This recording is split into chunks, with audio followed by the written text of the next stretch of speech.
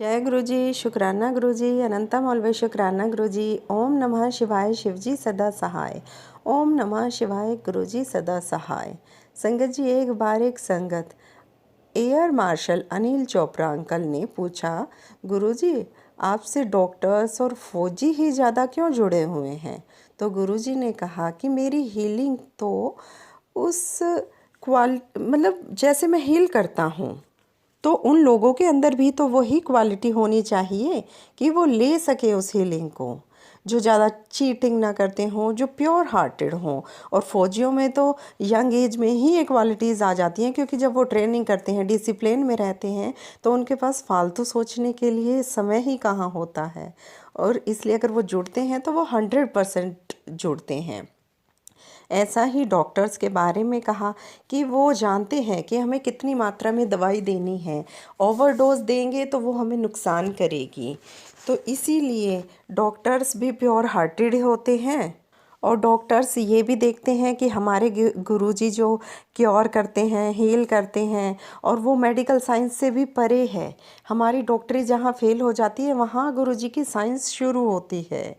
तो इसलिए वो डॉक्टर्स ये भी देखते हैं कि बिना ऑपरेशन के कैसे सारे पेशेंट गुरुजी के पास जा रहे हैं और ठीक हो रहे हैं। इसीलिए गुरुजी को वो भी 100% मानते हैं। और जितने भी बड़े बड़े अफसर आते हैं, सबको डॉक्टर्स ये भी देखते हैं कि कैसे जो कैंसर के पेशेंट है वो भी गुरुजी के पास आके ठीक हो रहे हैं, हार्ट के पेशेंट है वो भी आके ठीक हो रहे हैं। तो डॉक्टर्स पूरा सरेंडर करते हैं और 100% जुड़ते हैं कि बिना ऑपरेशन के ही गुरुजी ने सबको हील किया। एक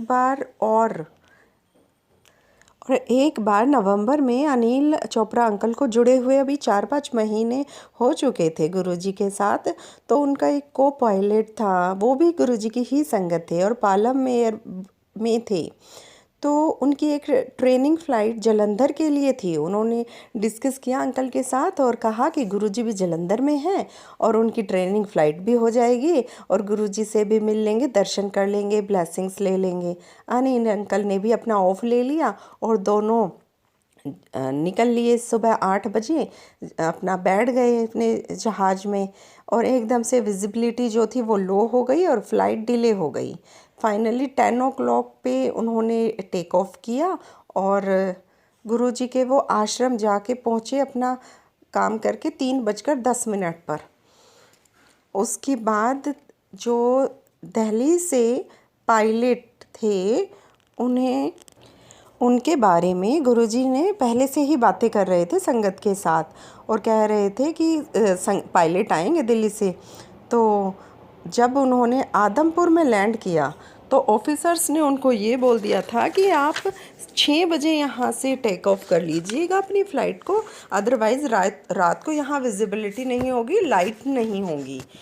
तो इसीलिए तब 4:45 का टाइम हो गया गुरुजी के पास। तो घड़ी देखा अंकल ने, गुरुजी ने उन्हें देख लिया घड़ी देखते हुए।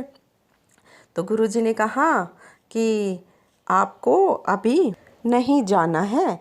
और गुरुजी ने 4 मिठाई के डब्बे और 2 साड़ियाँ आंटी के लिए, 2-2 डब्बे उनको मिठाई के और 1-1 साड़ी आंटी के लिए भी दी। अब उनको कहा कि अब आप जाओ, ऑर्डर है। अब वह आदमपुर में बेस में पहुँचे 9 बजे। वहाँ पर रनवे पर लाइटनिंग थी, ऑफिसर भी तैयार थे और उन्होंने टेक ऑफ कराया और 20 मिनट बाद वह अपने घरों में थे और लड्डू प्रसाद था उनके पास।